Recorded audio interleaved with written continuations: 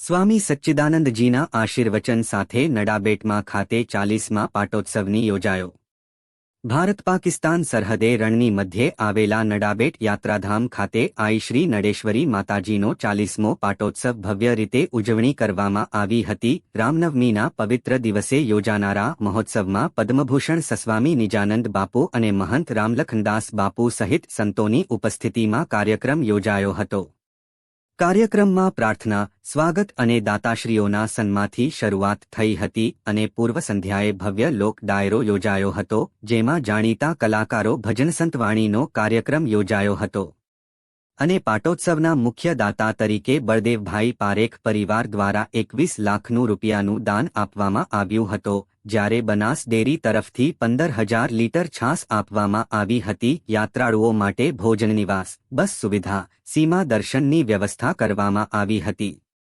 અહેવાલ નરેશભાઈ ઠાકોર, સુઈગામ.